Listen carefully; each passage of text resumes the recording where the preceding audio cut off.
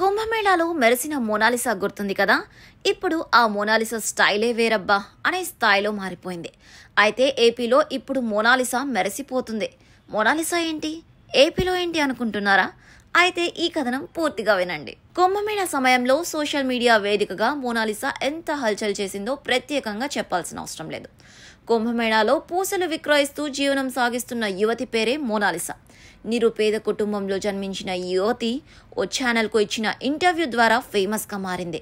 కుంభమేళాలో మొత్తం మీడియా ఈమె చుట్టే తిరిగిందని చెప్పవచ్చు.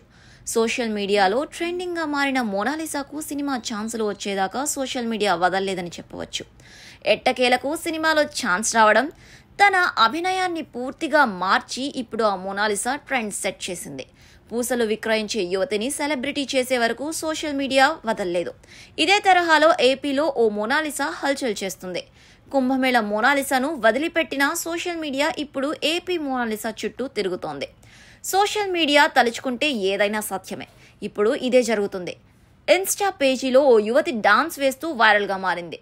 అక్కడ డాన్స్ చేసింది భక్తి గీతాలకే అయినప్పటికీ తెగ వైరల్ చేశారు ఆ యువతిని. ఈ వీడియో వైరల్ కావడంపై నెటిజన్స్ మాత్రం మోనాలిసా అంటూ తెగ కామెంట్స్ చేస్తున్నారు. అయితే ఈ యువతి డాన్స్ చేయడంలోనూ హావభావాలు పలికించడంలోనూ దిట్టగా చెప్పవచ్చు. ఈ యువతి ఎవరిని సోషల్ మీడియా తెగ శోధిస్తుంది.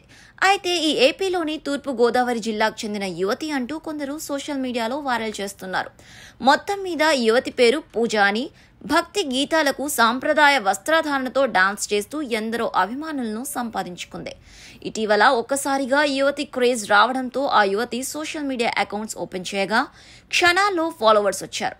మొత్తం మీద కుంభమేళా మోనాలిసాను వదిలి ఇప్పుడు ఏపీ మోనాలిసాను ఫేమస్ చేయడంలో సోషల్ మీడియా నిమగ్నమైంది.